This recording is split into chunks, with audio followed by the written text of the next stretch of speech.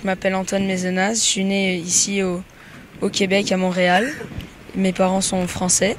Ce mercredi, l'entraînement des Bleus à Laval se déroulait sous l'œil attentif d'un jeune supporter. Aujourd'hui, je suis venu voir l'entraînement de l'équipe de France féminine. J'ai vu le dernier match de l'équipe de France contre la Corée et je voulais en savoir un peu plus sur les femmes, mais j'aime bien les voir jouer et je trouve qu'elles jouent bien. Les femmes osent des choses que les hommes ne feraient pas dans des matchs. Comme plusieurs milliers de Français de Montréal, Antoine était au stade olympique dimanche dernier pour encourager les Bleus. Quand on a entendu contre la Corée, la Marseillaise, on s'est dit oula, on est à domicile, ça fait bizarre.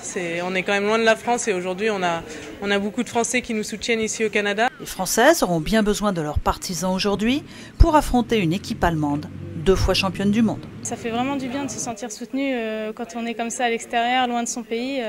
Ça fait toujours du bien d'entendre des supporters français, donc non, ça nous a vraiment fait chaud au cœur. Et puis non, si ça peut être encore plus important pour le prochain match, ça serait bien. Mais déjà d'avoir beaucoup de Français dans le stade, c'est quelque chose de bien et on l'a vraiment ressenti.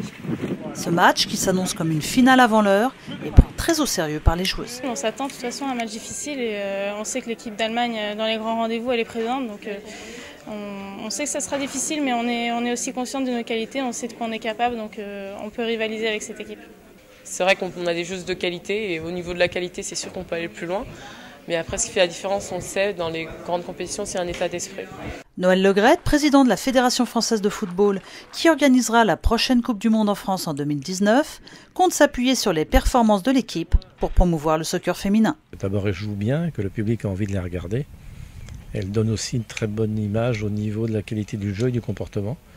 Donc ça montre aussi que c'est un sport pour les petites filles, les jeunes filles. Le foot, c'est pas uniquement une affaire de garçons. Les joueuses se voient également comme des ambassadrices d'un sport qui commence à se conjuguer au féminin. Aujourd'hui, il faut faire un résultat dans cette Coupe du Monde pour pouvoir aider le football féminin à évoluer encore plus. Ce qu'on va faire à cette Coupe du Monde permettra demain d'avoir beaucoup plus de licenciés, beaucoup plus de considération. Oui. De toute façon, on sait que ça passe par des bonnes performances pour que le football féminin se développe encore plus. Donc voilà, on est un petit peu les ambassadrices. Quant à Antoine, gardien de but pour le Paneninos, il rêve d'une prochaine Coupe du Monde, mais sur le terrain. Mon rêve, ça serait de devenir footballeur professionnel. Nathalie Simon-Claire à Montréal, pour l'Outard de Libéré.